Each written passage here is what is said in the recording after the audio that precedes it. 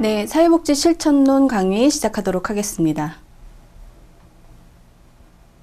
학습 목표입니다. 사회복지사 1급 국가고시의 기출, 출제 경향을 파악할 수 있고 출제된 문항과 관련된 이론을 설명할 수 있습니다. 사회복지 실천론 제1강 기출문제 해설과 풀이 시작하도록 하겠습니다.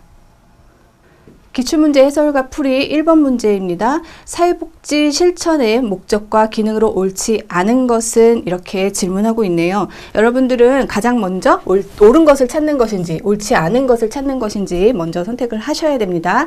자, 살펴보겠습니다. 핑커스 미나한이 제시한 사회복지 실천의 목적과 그 내용을 유사하게 구분을 하시면 되겠습니다. 자, 살펴보겠습니다. 첫 번째, 사회 정의의 증진 이렇게 얘기를 하고 있습니다. 그렇습니다. 사회복지 실천의 목적은요, 큰 틀에서는 사회 정의를 증진하는 것에 목적이 있을 수 있죠. 그렇지만 가장 궁극적인 목적은요, 바로 클라이언트의 삶의 질을 증진시키는 것입니다.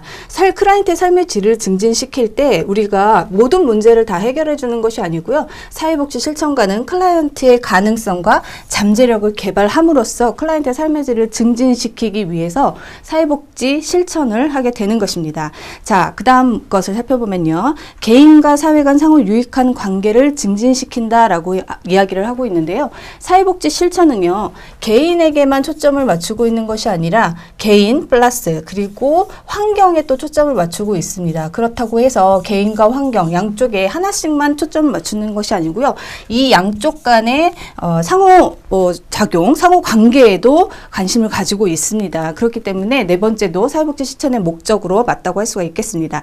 다섯 번째입니다. 개인이 조직에게 효과적으로 순응하도록 원조한다라고 이야기하는데요.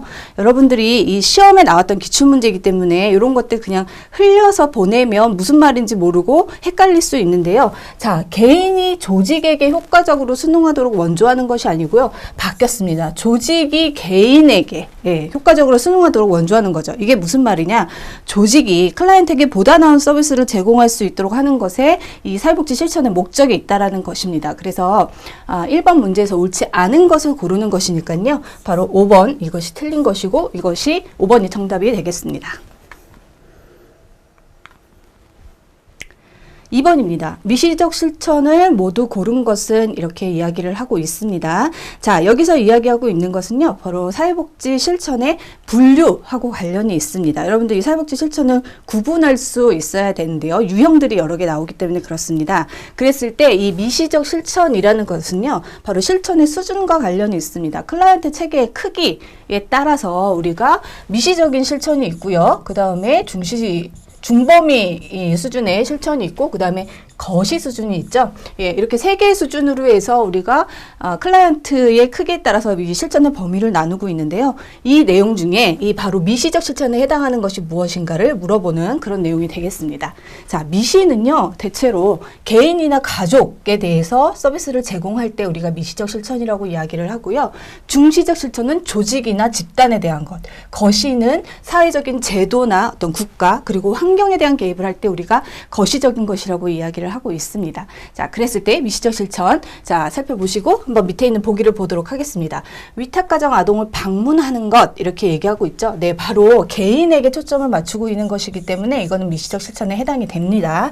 자, 니은 노숙인 보호를 위한 모금활동 이렇게 얘기를 하는데요. 물론 노숙인 보호하고 관련이 있기는 해요. 개인이죠. 그렇지만 이 모금활동이라는 것이 바로 이 조금 더 개인에게 초점을 맞춘 면대면의 서비스가 아니고요.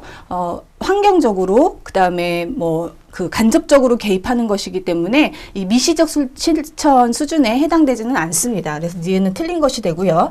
디귿 정신장애인 재활상담이라고 얘기하고 있죠. 정신장애인 바로 개인에 대해서 개입이 들어가는 것이기 때문에 이 내용 미시적 실천이 맞고, 리을 직업재활 대상자를 위한 자원개발, 네, 모금활동 자원개발 이런 거는요, 자, 미시적으로 개인이나 가족에게 직접 서비스를 제공하는 것이 아닙니다. 그렇기 때문에 니은 리을은 틀린 것이고 기억 디귿 이 맞는 내용이네요. 정답은 2번이 되겠습니다.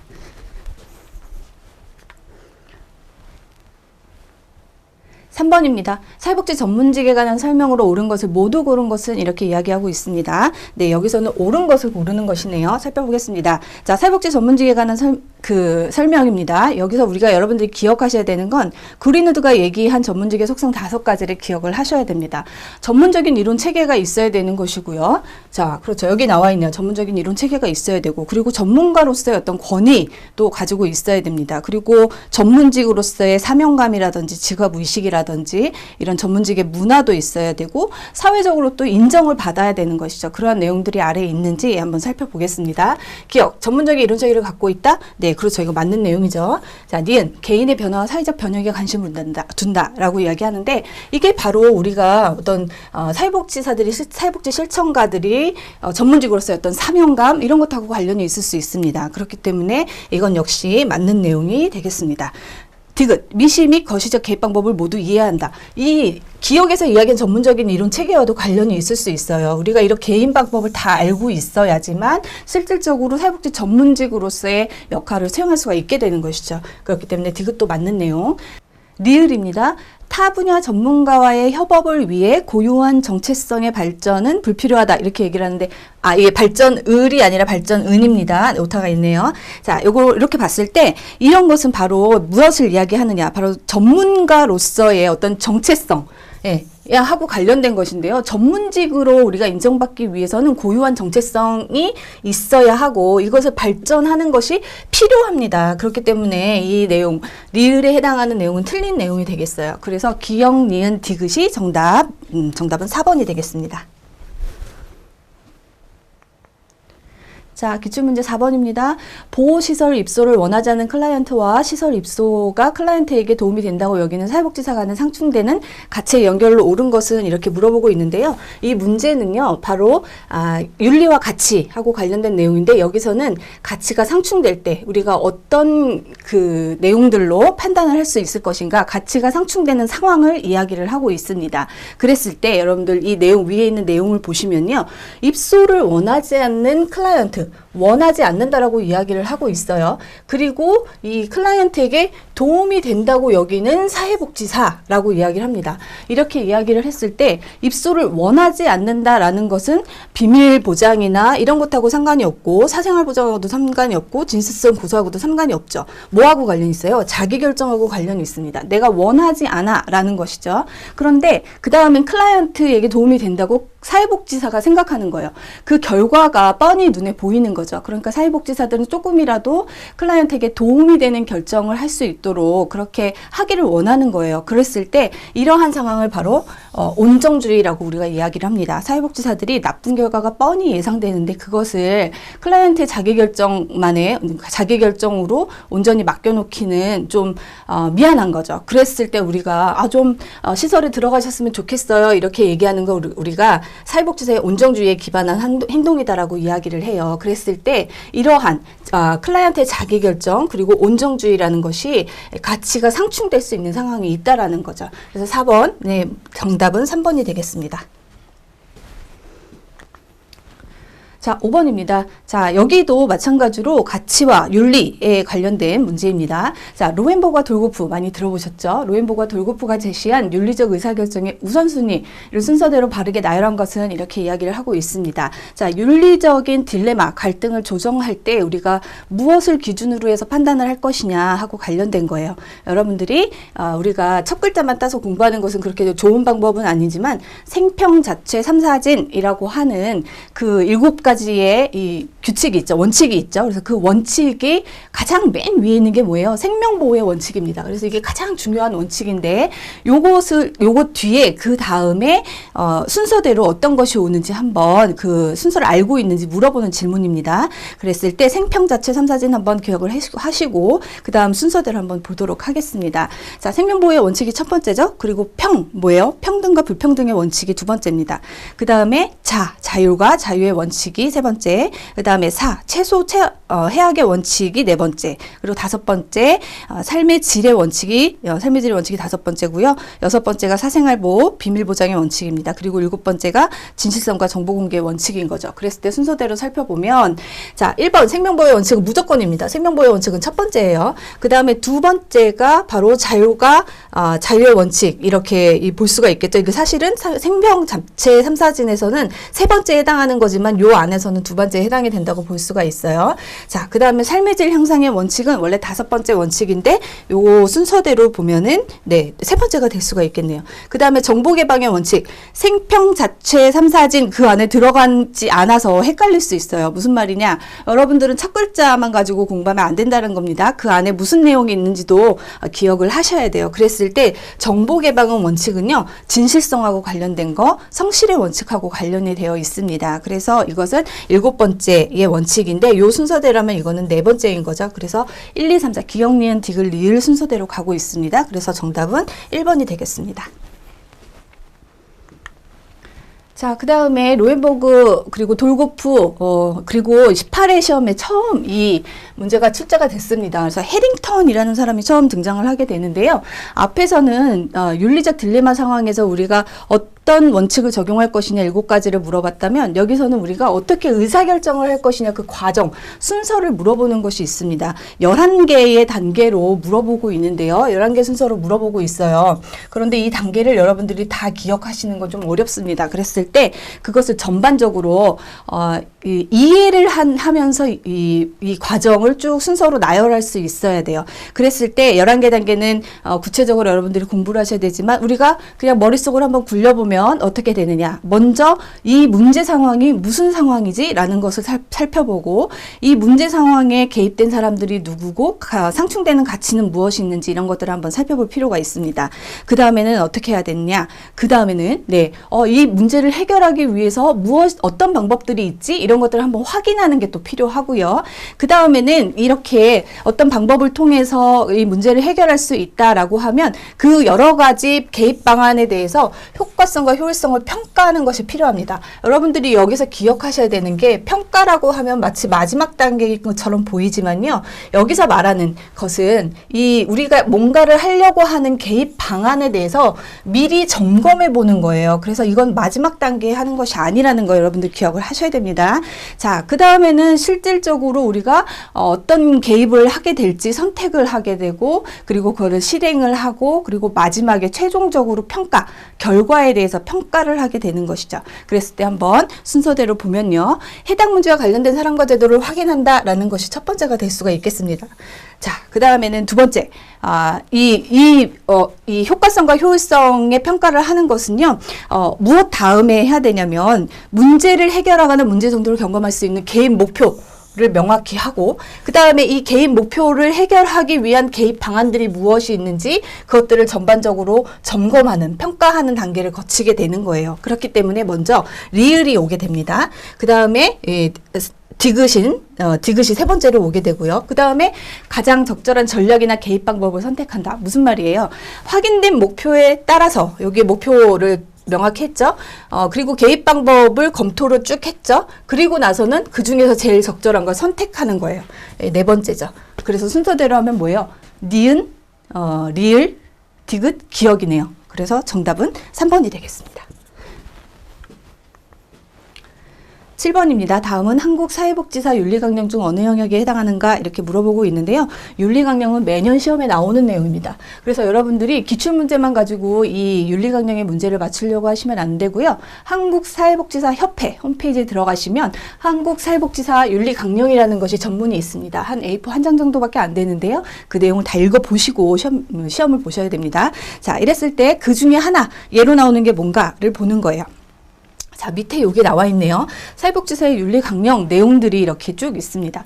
기본적인 윤리, 사회복지사의 기본적인 윤리 기준이 있고요. 그 다음에 동료에 대한 윤리 기준, 그 다음에 클라이언트에 대한 윤리 기준, 사회에 대한 윤리 기준, 기관에 대한 윤리 기준 5가지만 있는 게 아니라 여기다 플러스 또 하나가 더 있는데요. 사회복지윤리위원회 구성과 운영과 관련된 그 윤리의 기준이 또 하나가 더 있습니다. 그랬을 때 그 6개 중에 이게 뭐가 해당되는지 봐야 되는 거죠. 자, 보겠습니다. 사회복지사는 인권 존중과 인간 인간 평등을 위해 헌신해야 하며 사회적 약자를 옹호하고, 네, 사회적 약자를 옹호하고 대변하는 역할을 한다. 옹호라는 말이 나오면 바로 사회복지사, 사회에 대한 윤리기준이다 라고 생각하시면 됩니다. 자, 사회복지사는 자신이 일하는 지역사회 문제를 이해하고 그것을 해결하는 일에 적극적으로 참여해야 된다. 지역사회 문제도 우리가 개입을 해야 되는 거예요. 무슨 말이냐? 이 사회복지사의 윤리강령은 기본적으로 우리가 전문성을 키우는 것도 중요하고 동료에 대해서 윤리를 지키는 것도 필요하고 클라이언트에 대해서 윤리를 지키는 것도 필요하지만 대사회적으로 지역사회 문제에도 관심을 가지고 사회적 약자를 옹호하는 것도 중요하다라는 거죠. 그래서 이 7번의 정답은 4번이 되겠습니다. 자, 8번입니다. 자선조직협회와 인보관에 대한 내용으로 옳지 않은 것은? 라고 물어보고 있습니다. 자, 이 내용은 사회복지 실천의 역사하고 관련된 내용인데요. 역사는요, 행정론에서도 나오고 지역사회복지론에서도 나오고 계속 중복적으로 나오는 내용이에요. 특히 이 자선조직협회와 인보관을 비교하면서 물어보는 질문은 굉장히 많이 나오고 있으니까 여러분들 반드시 기억을 하셔야 됩니다. 사회복지 역사 중에 맨 앞에 첫 번째 태동기, 서구의 사회복지 실천의 역사, 태동기에 해당이 되는 내용이고요. 자선조직협회에서부터 사회복지 실천이 발전을 하기 시작을 하죠. 자, 자선조직협회는 주로 어떤 문제가 발생하는 것을 개인에게 책임을 묻고 있고요. 그 다음에 인보관은요, 그것에 대항해서 나오는 것이기 때문에 사회적인 책임을 더 강조하는 것이 바로 인보관입니다. 이렇게 큰 틀에서 먼저 구분을 하고 그 다음에 설명으로 옳지 않은 것을 찾아보는 거예요.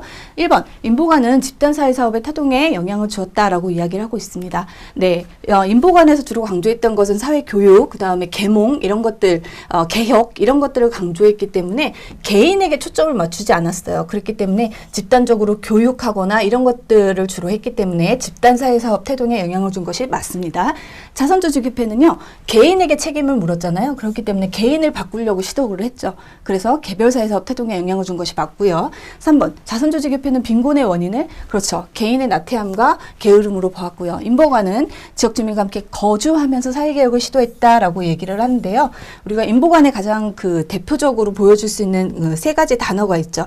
레지던스, 거주가 있고요. 그 다음에 리서치, 연구하고, 그리고 개혁, 리폼이라는 3R이 있습니다. 그래서 그 내용을 이야기를 하고 있는 거예요. 이 내용도 맞는 내용. 그 다음에 5번입니다. 자선조직협회는 도덕적 의무를 강조하여, 여기까지 맞죠? 근데 모든 빈곤에게 도움을 제공하였다라고 하는데, 자, 도덕적 의무를 강조를 하고 개인에게 어떤 책임을 물었기 때문에 모든 빈민이 아니고요. 가치가 있는 빈민에게만 도움을 제공을 했습니다. 그렇기 때문에 8번의 정답은 틀린 것으로 5번이 정답이 되겠습니다. 9번입니다. 사회복지 실천 전문화 과정에서 기능주의와 진단주의에 관한 설명으로 옳은 것은? 이렇게 물어보고 있습니다. 자, 이 사회복지, 서구의 사회복지 역사의 발달 중에 3대 방법론이 분화하고 확립되는 시기가 있는데 바로 그 시기에 대한 설명을 하고 있습니다. 그때 기능주의와 진단주의가 대립하는 시기이기도 했습니다. 자, 내용 살펴보겠습니다. 1번, 기능주의 대표적인 학자는 메리 리치몬드다 라고 얘기했는데, 아니요, 메리 리치몬드는요, 기능주의가 아니라 진단주의 학파의, 진단주의 학파가 되겠습니다.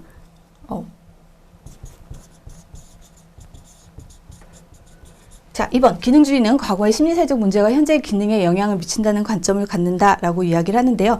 과거 이야기를 나오면 이 진단주의 학파는 프로이드의 정신작동 이론에 영향을 받았거든요. 그래서 과거의 어떤 영향을 설명하려고 하는 것은 기능주의가 아니라 진단주의 학파입니다. 3번, 기능주의는 인간의 성장 가능성과 자유의지를 강조를 했다. 자, 기능주의와 진단주의가 대립을 했거든요, 서로. 근데 진단주의는 정신작동 이론에 기반을 한 거고, 그것에 대립을 한 것이기 때문에 어떤 과거의 영향 이런 것보다는 자유의지, 인간의 성장 가능성을 강조한 것이 바로 기능주의입니다. 그렇기 때문에 맞는 답으로 3번이 되겠습니다. 일단 정답은 3번. 4번, 진단주의는 시간 제한적이고 과제 중심적인 단기 개입을 선호한다라고 하는데요. 진단주의는 정신력동 이론에 기반을 했기 때문에 장기 개입을 주로 합니다. 그렇기 때문에 4번 틀리고요. 자, 5번, 진단주의는 기관의 기능과 서비스를 최대한 활용하여 문제를 해결하는 것을 선호한다라고 이야기를 하고 있습니다. 이렇게 기관의 기능과 서비스를 최대한 활용하는 것은 기능주의의 설명을 하고 있는 것입니다. 자, 그랬을 때 9번의 정답은 3번이 되겠습니다. 10번입니다. 사회복지 실천 전문직으로서 발전 과정에 플렉스너의 비판에 대한 반응에 해당하지 않는 것은 역사를 알아야 되는 건데요. 플렉스너가 1915년에 사회복지직은 전문직인가? 이러한 어떤 논문을 발표하면서 사회복지계에 큰 영향을 미칩니다. 그랬을 때 그것에 대한 반응이라고 하니까 그 이후가 되겠죠. 자, 첫 번째 보겠습니다. 리치몬드가 사회진단을 출간했다라고 하는데 사회진단이 출간된 연도는 1917년입니다. 그렇기 때문에 1915년 이후에 나온 거죠. 자, 그 다음에 밀포드 회의. 밀포드 회의는요, 1929년에 회의가 개최가 됐습니다. 그렇기 때문에 이것도 역시 플렉스너의 비판에 대한 반응에 해당이 될 수가 있겠습니다. 미국 사회복지사 협회가 설립되었다라고 하는데 미국 사회복지사 협회는 1921년에 설립이 되어서 이건 역시 플렉스너의 그 비판에 대한 반응이고요. 의사인 카포트가 매사추세츠 병원의 의료사회복지사를 정식으로 채용했다라고 하는데 처음으로 의료사회복지사가 채용된 이 시기는 1905년입니다. 그렇기 때문에 이것은 1915년 플렉스너가 논문을 발표한 그 시기보다 그 이전이죠. 그렇기 때문에 그 비판에 대한 반응으로 나온 게 아닙니다. 그렇기 때문에 4번이 정답이 되겠습니다. 자, 5번 사회복지사들이 치료자로서의 역할을 강조하면서 위상을 높이고자 했다라고 하죠. 플렉스너가 너네가 정말 전문직이야? 라고 비판하니까 사회복지사들이 우리 전문직이야 라고 강조를 하면서 치료자로서의 역할을 점점 강화시켜 나가죠. 그렇기 때문에 5번은 그 플렉스너의 비판에 의한 반응이라고 볼 수가 있습니다. 자, 이 10번의 정답은 4번입니다. 자, 11번입니다. 우리나라 사회복지 실천의 발달 과정은 순서대로 나열한 것은 옳은 것은 물어보고 있는데요. 한국의 역사에 대한 문항은 그렇게 많이 기출로 나오지는 않지만요. 그래도 큰 틀에서 기억을 하시면 좋겠네요. 한국사회사업가협회가 탄생된 시기는 바로 1967년.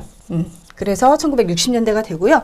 대학에서 정규 사회복지 교육이 시작됐다라고 하는데 이대에서 1947년에 처음으로 교육이 시작이 되죠. 그 다음에 사회복지 전문요원 제도가 시작되었다라고 하는 건 1987년부터 시작이 됩니다. 87년에 시작이 됩니다. 자, 사회복지사 1급 국가시험 요거 기억하셔야 되겠죠? 언제? 2003년. 네, 여러분들이 이제 19회 시험을 보니까요. 이렇게 순서대로 봤을 때 역사의 순서대로 보면 니은, 기역, 디귿, 리을이 되겠네요. 그러면 정답은 3번이 되겠습니다. 12번입니다. 자, 이용시설 간접 서비스 기관, 민간기관의 예를 순서대로 바르게 나열한 것은 이렇게 물어보는데요. 이거는 실천 현장에 대해서 이해를 하고 있는지를 물어보는 거예요. 그랬을 때 이용시설은 생활시설하고 대비되면서 주거 서비스를 제공하는지 여부를 물어보는 거고요. 그 다음에 간접 서비스 기관, 이것은 이제 클라이언트를 직접 만나느냐 아니면 행정적인 업무를 하느냐라는 측면에서 구분을 할 수가 있는데 직접 간접 서비스 뭐 이렇게 또 구분을 할 수가 있죠. 여기 이용시설은 생활시설하고 또 대비가 되고요. 자, 민간기관은 공공기관하고 또 대비가 됩니다. 자, 설립 주체가 누가 되는지 뭐 이런 것하고 관련이 있습니다. 그랬을 때 한번 살펴보도록 하겠습니다. 지역아동센터는 네, 이용기관입니다. 주거하고 관련이 되어 있는 거요. 장애인복지관도 이용기관이죠. 청소년 쉼터는요. 쉼터는 생활기관입니다. 자, 그 다음에 사회복지관은요, 이용기관. 누가 자고 생활하는 게 아니에요. 다문화가족지원센터. 이것도 이용기관입니다. 자, 이렇게 봤을 때, 이용시설 벌써 3번은 이제 해당이 되지 않죠.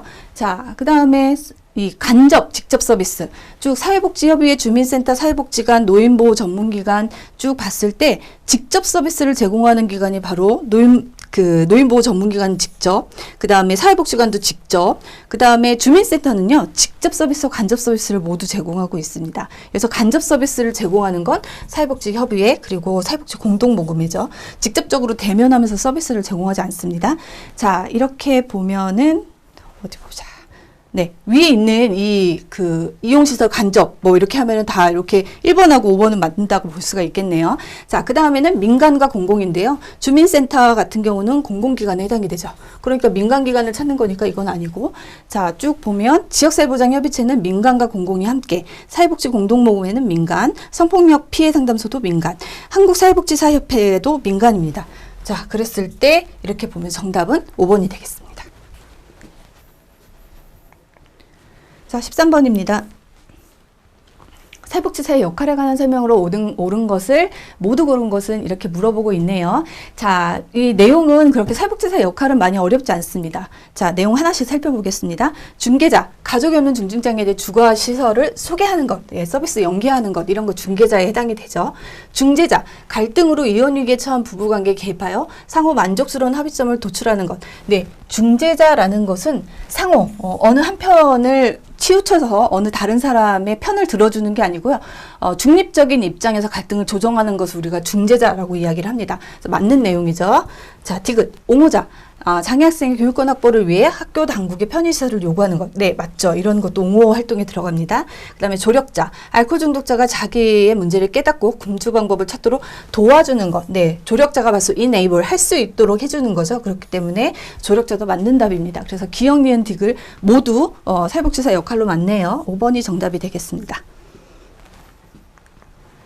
14번입니다. 통합적 방법의 특징으로 옳지 않은 것은 이렇게 물어보고 있습니다.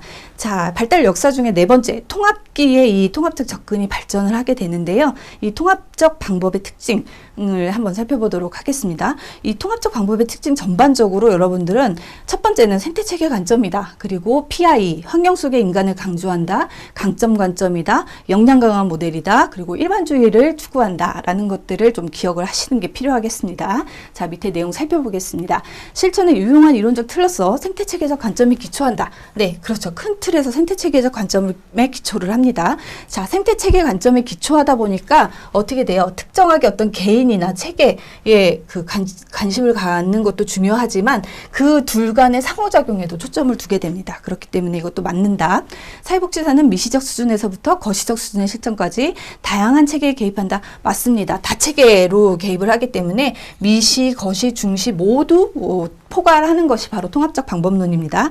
자, 인간의 초점을 두거나 라고 하네요. 자, 앞에서 실컷 얘기했습니다. 인간의 초점을 맞추고 라고 하면 맞는 정답이 되는데요. 두거나 라고 하면 틀린 답입니다. 어느 것 하나에만 초점을 두는 게 아니에요. 인간에게도 초점을 두고 환경에도 초점을 맞추는 것입니다. 이계도 접근도 맞는 말이긴 하지만 이것을 나눠서 초점을 두는 것이 아니고요. 인간과 환경 모두에 초점을 맞춘다라는 것이 바로 통합적 방법의 특징입니다. 자, 일단 정답은 4번이고요. 5번. 일반주의 실천에서 활용하는 접근 방법이다. 네, 그렇죠. 제너럴리스트를 키우는 그것이 바로 통합적 방법의 특징입니다. 14번의 정답은 4번이 되겠습니다. 15번입니다. 음주 상태에서 아내에게 폭력을 가했던 남편이 이웃 주민의 신고로 경찰을 통해 중독관리통합재센터에 의뢰되었다. 핑커스와 미난의 4체계 모델에서 변화매개 체계는 물어보고 있네요. 통합적 접근에서 핑커스 미난의 4체계 모델에 대해서 물어보고 있습니다. 4체계 모델은 첫 번째 클라이언트 체계가 있고요. 서비스를 의뢰한 사람이죠. 그 다음에 표적 체계, 변화가 필요한 사람이 표적 체계입니다. 그리고 행동 체계, 이 변화를 만들어내는데 같이 참여하는 사람들이 바로 행동 체계고요. 변화매개 체계는요, 실제로 이 변화를 만들어내는 기관이거나 혹은 기관에서 고용한 사회복지사 실천가들을 우리가 변화매개 체계라고 이야기를 합니다. 그러면 이 상황에서 누가 되겠어요? 바로 중독관리통합지원센터가 되고 그 안에서 중독 치료를 하는 사람이 바로 이 변화매개 체계에 해당이 되겠죠. 그래서 15번의 정답은 5번이 되겠습니다. 사회복지 실천론 기출문제풀이 1강 마치도록 하겠습니다. 수고하셨습니다.